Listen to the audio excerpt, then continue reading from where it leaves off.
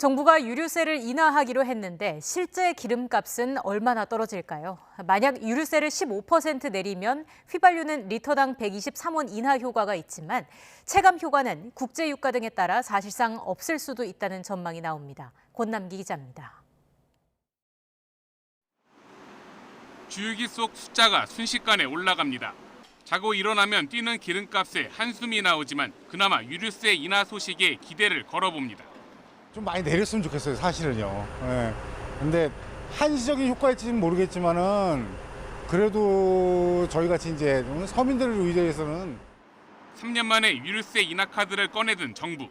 국제 유가가 배럴당 80달러를 넘어서며 서울 평균 휘발유 값이 1,800원을 넘기는 등 물가와 경제 전반에 악영향을 미칠 거란 걱정 때문입니다. 현재 기름값의 40에서 50%는 세금으로 정부는 매년 유류세로 28조 원 정도를 걷습니다. 유류세를 인하했던 지난 2018년처럼 15%를 인하한다면 6개월 동안 기름값 1조 7천억 원어치를 깎아주는 게 됩니다.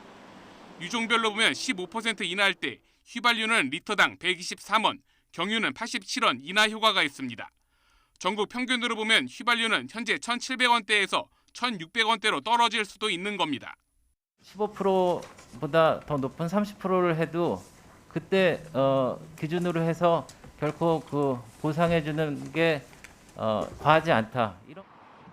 다만 유류세 인하 효과가 나타날 때까지 시간이 필요하고 변수도 많습니다. 우선 주유소에서 이미 사들인 기름 재고 등을 소진하는 데 보통 2주 정도 걸립니다. 유통 중인 물량이나 또 주유소에 저장되는 재고 물량이 있어서 그날 즉시 유류세 인하 효과가 나타나기는 다소 어렵지 않을까. 또 실제로는 유류세 인하분의 80% 정도만 판매 가격에 반영됐다는 연구 결과도 있는 등 체감 효과는 아무래도 덜할 수밖에 없습니다. 여기에다 국제 유가가 더 오르면 실제 인하 효과는 거의 사라지게 됩니다.